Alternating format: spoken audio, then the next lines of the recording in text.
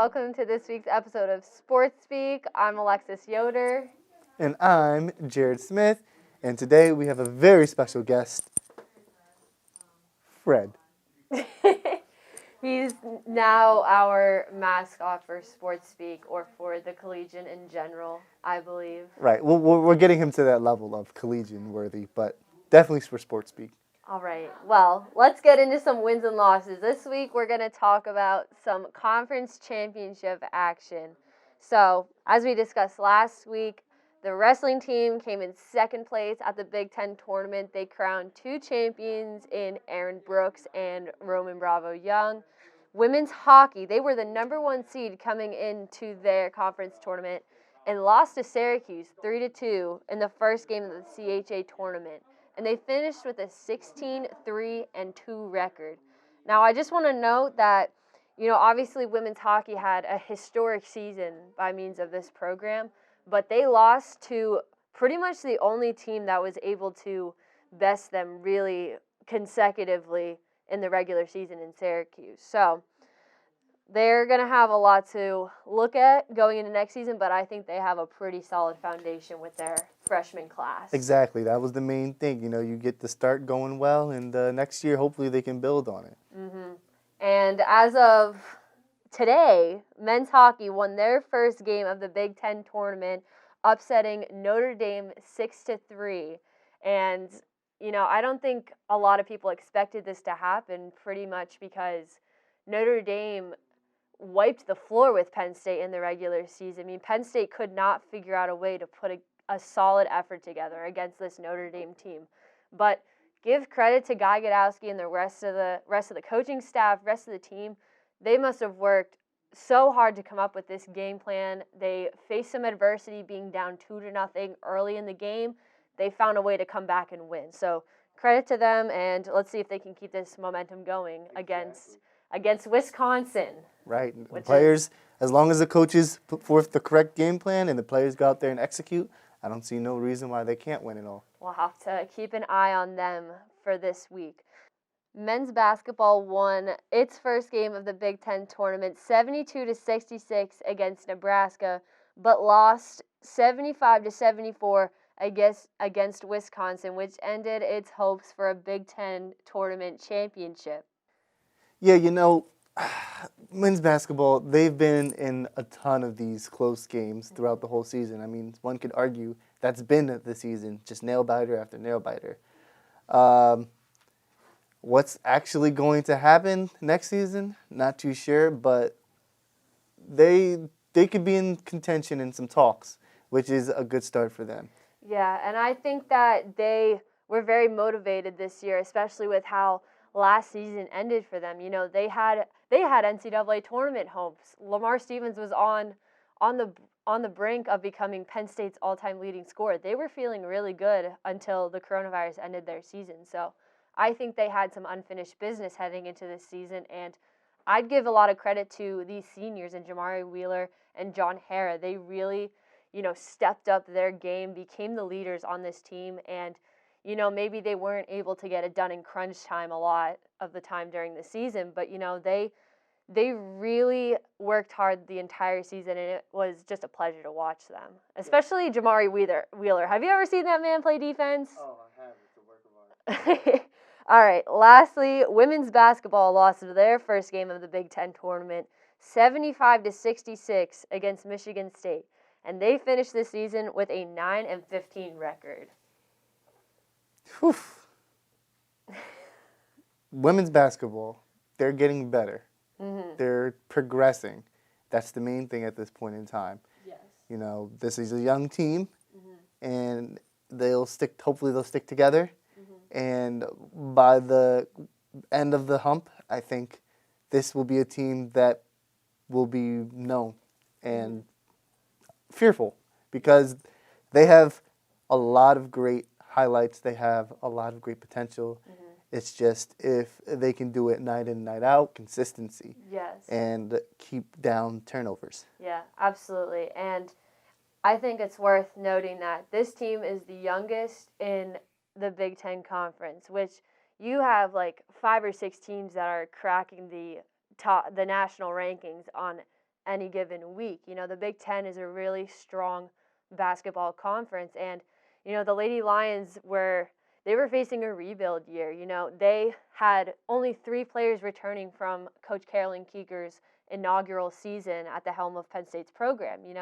It was Anna Camden, McKenna Marisa, Shay Higgins. 3 players that saw significant minutes last season, but still they were only freshmen in Keeger's first season, and sophomores this year. They had experience, but they didn't have that winning experience. Penn State only had 1 conference win in Keeger's first season with the Lady Lions, but they played transfers very well. They did really good recruiting them in the offseason. They brought Janaisha Cash in, Nia Beverly, so Kelly Jaycott, even though she suffered an injury early on in the conference schedule, but credit to those players for bringing that winning experience and that leadership to this very young team, and that's what really gave them a boost. Especially, maybe they didn't play full games every single time, but I think that they held their own against a lot of these teams, at least for maybe 10 to 20 minutes of the game. And that's something that not every team in the Big Ten can say they've done against, Maryland, who just won the Big Ten tournament, against Rutgers, the best defensive team in the Big Ten. So I think they have a solid foundation to build on for next year. Yes, I don't want to say it can only go up because it can definitely go down, but this is a great starting platform for the Penn State Lady Lions, and I think for Penn State fans, this is going to be one of the teams out of all the athletic teams to keep an eye on because, like you said, progress so far, the trend is going upwards. So, and I think that, the freshmen on this team really held their own as well. Obviously Maddie Burke leads that charge. She's an absolute sniper from beyond the 3-point line. I'm pretty sure she had 7 out of her 8 games at the end of the season. She was making 6 or more threes a game. And that's crazy to do that in the Big Ten Conference, which is very strong all around, and as a freshman. I didn't think that I knew coming into the season, they were having this great 3-point shooter, that she did all of this in high school, but how is that going to translate in the Big Ten Conference? But credit to her for putting in the work in the offseason, and every time, Keeger talks about Maddie Burke, she's always working harder to, perfect her 3-point shot, but she's always looking to improve beyond that. She just doesn't want to be a spot-up shooter. She wants to be able to pump fake dribble and pull up mid-range. She wants to be able to take you off the dribble to the basket. She wants to expand her game. And I think that's something that as a freshman, that you want to do that and have the potential to do that. She's going to grow so much. I'm excited to see her growth between her freshman and sophomore year. And I think that she can almost go the way of how McKenna Marisa did. McKenna Marisa broke out this season. She may not have put up double digits every single game, although a lot of games she did. She improved, especially when Kelly Jaycott got hurt. But yes, so she's becoming that sort of playmaker. She could score when the team needs her. And I almost think that Maddie Burke can develop into a player like McKenna Marisa. Maybe not as good off the dribble as Marisa, but still a player that other teams are going to be like, listen, we have to watch her. Yeah, so let's get to the Coach Carolyn Keeger because a lot of times things start from the head down. And can you talk a little bit about her philosophy when it comes to game time? Yeah, definitely. Keeger's all about, her favorite words to say are bringing the juice. She wants her team to be energetic, tenacious on both ends of the floor, getting after it in the full court press, half court sets, everything. She's always saying, I want 150% effort, and if not, you're going to find yourself on the bench. And I think that this second season was a very pivotal season for her personally as the coach of the Lady Lions, because she came into this program where it hasn't been as good as it was in 2013, where Penn State was winning 3 Big Ten titles in a row. They wanted to get back to that, and I think that Keeger is the right person to do that. She's energetic. She knows what she wants. She's constantly on the sideline, getting in her players' faces, saying you need to do this better, hyping them up when they do something good. And I think that's really important, especially with how young this team is, and she knows that. Every single time, she addresses us after the game, she's saying, this is a young team. We're still playing, but we can't use that as an excuse as much as people want us to. We just need to give it our all, get after it, every loose ball, every rebound. And Hold up. What was that, Fred? Oh, you had a question? All right, I'll ask her. I'll ask her. So Fred said, who is the one player that most embodies coach's philosophy out on the court? oh, that's a tough one because I think that where Keeger wants her players' work ethic to be unrivaled. I don't think that she necessarily looks at who's jumping off the stat sheet. It's who's forcing turnovers, who's working hard. And I think that McKenna Marisa embodies Keeger's philosophies very well. She from the time that she got to Penn State, she was in Keeger's first season. She was a freshman, and even in her freshman year, maybe she wasn't scoring every single game, but she was hustling and giving it her all. And if things weren't going her way, then she was getting after it on the defensive end, never quitting, always hounding the ball when she was on it, always communicating with her teammates. And I think if she can keep her improvement going as it was between her freshman and sophomore year into now being an upperclassman, she's going to be an outstanding player. Well, everyone, Coach Keeger's first year, she ended with a 1-17 conference record, and this year she ended with 6-13 conference record. As we said, it's good to go up, not down, and we'll keep an eye on the Lady Lions next year. So we're going to keep an eye on them, as we've said. Stick around for the interview where we talk about men's basketball with the Daily Collegian's reporter. Hello, everyone, and welcome back to the podcast. Here we have our Daily Collegian reporter, Tanyon, with us today to talk about some hoops. What's up? Tanyon, the season has ended for the men's basketball program. What are your thoughts about this season?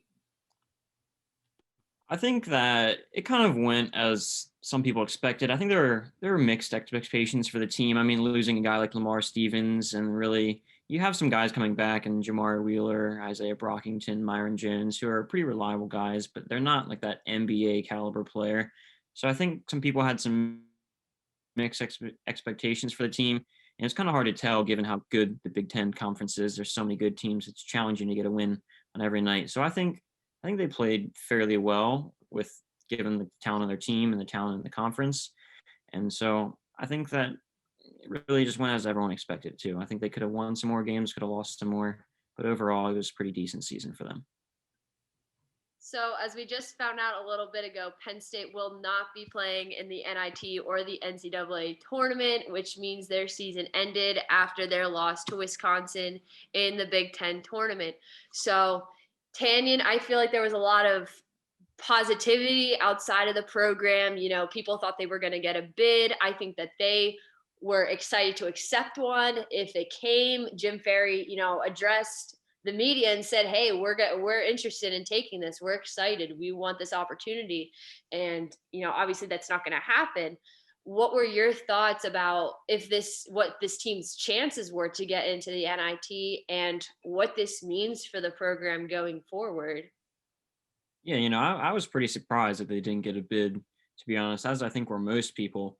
But I mean, they were playing some of their best basketball all season, I think, towards the end there. I mean, they won 3 out of their last 4 games to close out the regular season, got the win in the first round of the Big Ten tournament, and played a really competitive game against Wisconsin. I mean, it was really a kind of a coin toss to see who went forward into the next round in that one. So I was surprised. But I mean, as far as the NIT tournament goes, it was pretty clear that they were kind of limiting the number of Power Five teams that they were accepting. I mean, I think there was only 3 or 4 of them that were in the whole field for the NIT, and a lot of kind of mid-major conferences in there. So I think that was just kind of the direction they thought they wanted to go with the field, and kind of Penn State was kind of left on the outside looking in of that. So I guess it's kind of just up to the selection committee, and I think a lot of people were surprised by the decision. So going into the Big Ten tournament, obviously they got the upset in the first game over Nebraska, Wisconsin. It was a really close game that they lost right at the end. Can you just give us your thoughts on how they performed in both of those games, and if that game against Wisconsin it was obviously a winnable game? What did they need to do in order to come out on top? I think that it really though. I mean, tournament itself, their play just showcased how competitive the Big Ten was. I mean, all the games really were pretty close, especially Penn State's. And so Nebraska was a completely different team than when I originally watched them with Teddy Allen on their team. I mean, he scored over 40 points against Penn State. So it was a really big change with all their ball movement and spacing to show how far that team has come since his departure from the program. And so they played pretty well in that game. And then Wisconsin, I mean, I thought the game was over around like halftime. They were down almost 18 points in the second half. And then all of a sudden, out of nowhere, they just started to come back. And I was like, all right, guess we're making a game out of this. But I think it's really just kind of like a microcosm of their season where it's just one or two plays that they needed to go their way, didn't. And so I don't know really who you blame for that, if it's the players, if it's the coach, if it's just luck. But it's just kind of a recurring story all season where it's just a couple moments in the game that they needed to go their way and just didn't happen for them, and they ended up losing just by the slimmest of margins there. So when you just talked about you don't know if it was the coach or the players. Do you think what is the coaching situation looking like for next year in your field of expertise? Do you think that it's going to be solidified anytime soon, or is the search just on and it's a wide net being cast?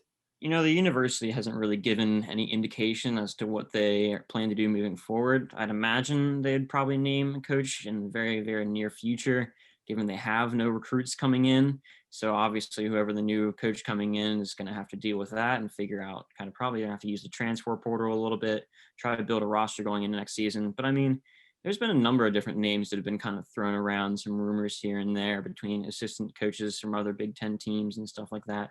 But I mean, Jim Ferry is obviously a candidate for the job. And a lot of the coaches around the league, including guys like Tom Izzo and other big name coaches like Chris Holtman and other people, have really kind of shown their support to him, saying that he deserves a job at least somewhere and that he's done a phenomenal job with his team this season. And given the circumstances, he has done a pretty good job. I mean, they had to deal with the resigning of their coach just all of a sudden right before the season, and then had to deal with a COVID pause. And obviously, playing in the Big Ten is no easy task. So I think he did a pretty good job with the team this season, and clearly all of his players seem to support him, and it seems like it's a pretty close-knit group. So I don't think there'd be any struggles if he remains the head coach and transitioning kind of into a full-scale regime under Jim Ferry and him going forward with the program. So, in my opinion, just from watching these last couple of games of the men's basketball, it's been clear that, John Hara and Jamari Wheeler had just stepped up as the senior leaders of this team and have really been giving it their all to ensure that their season wasn't coming to an end. Can you just talk about, like their leadership and their strengths both on and off the court? Obviously, we know Jamari Wheeler is a tenacious defender, and John Hare is always working his hardest to get offensive boards and put the shots back up. So, can you just talk about those two players and how important they've been to this team, especially considering their circumstances with coaching and everything?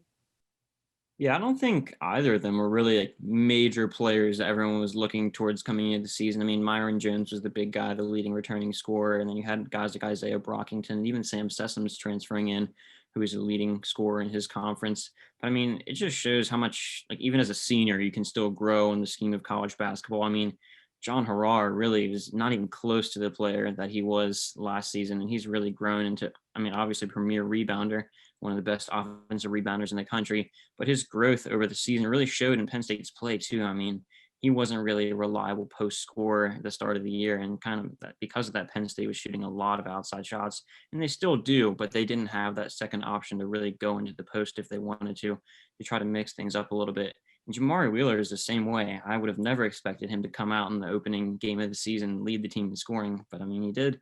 And he's done it a few other times this season, making big threes. And Jamari he was a really clutch player for the team, I think, this season. It was kind of just, I think a number of times me and the other reporters just kind of ended up tweeting out another Jamari Wheeler moment where he just makes a big play when his team needs it to keep them in a game or kind of just help them stay in the game when it's close. And so I think it kind of just showed what college basketball is becoming in general, where it's a really kind of senior and junior heavy. The upperclassmen are really what dictates your team. And you have the teams are really freshman heavy, like Duke and other teams like that, Kentucky, aren't as successful anymore. It just shows how much that experience and leadership really matters when it comes down to it. And that's why a lot of the Big Ten teams are good, is because they're pretty old and they have that experience. So, what would you say the Penn State basketball needs as a player? Do they need another big man? Do they need more guard play? So they should go and get a guard. What are you thinking? I think that they have a pretty deep backcourt rotation. I mean, you're going to have guys returning, like, I mean, Isaiah Brockington and Myron Jones, and even guys like Miles Dredd and Sam Sessoms. And then obviously you have the senior rule where they have their eligibility. So who knows? You could have guys like John Harrar, Jamar Wheeler coming back for yet another season. But I think their guard play really isn't the main question mark going forward. I mean, if John Harrar and Trent Buttrick decide to leave, they're only going to have the freshman Abdu Vila on the roster. And then you have Patrick Kelly's also listed as a forward, but I don't really think that's quite his game. So it's going to be a big question. I think you're going to have to wait really to see kind of who the coach comes in, if they're going to try to go bring in more like recruits that can play the forward position, or if they're going to kind of explore the waters of the transfer market. And I'm sure that's probably what they're going to end up doing, going to the portal there to try to get another big man to either, I'm assuming an upperclassman too, because I mean, I think he's seen as more of a developmental player. I mean, he hasn't played a ton of basketball in his life. He only started playing in high school. So he's obviously has the physical skill set to succeed, but I don't think he quite has that experience yet. So I think the front court is really where this team is going to have a big question mark in the offseason. We're going to have to just wait and see to see what they end up doing. Well, Jane, the last question, at least I have for you, is what has been your favorite moment watching the Penn State men's basketball team this season?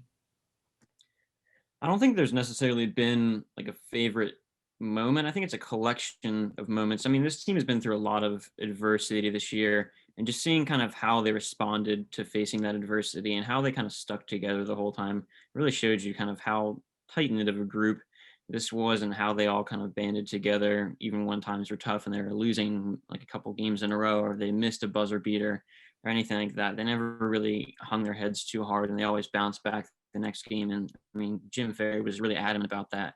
How this team, no matter how they're playing, no matter what loss they were coming off of in practice, they always were energized and ready to go on to the next game, and they never kind of dwelled on anything too long. Is there a specific moment in your mind that sticks out to you? I think even just going back all the way to the beginning of the season, like the Miles Dredd buzzer beater was kind of a high point of the season. But then going forward in the season, they had so many lows, missing all of those big time shots against like ranked teams like Ohio State and other teams like that. And obviously you had the elation of that buzzer beater, and then comparing it to obviously you feel like defeated after that miss in a big time game when you're really just, I mean, they thought they had a chance to qualify for the NCAA tournament this year. So to have your dreams kind of crushed repeated like that, and then come back the next game. So all those moments after they missed those shots and then coming back out and fighting, and like just a couple of days later really impressed me. Cool. Right. Thank you, Tanyon, for joining us on Sports Speak today to talk about men's basketball and their season. And we will be back to finish this show up. So stay tuned. Stay tuned. I guess that's a wrap, ladies and gents. Thank you, and we'll see you next time. I'm Jared Smith, and alongside me is Alexis Yoder. Peace.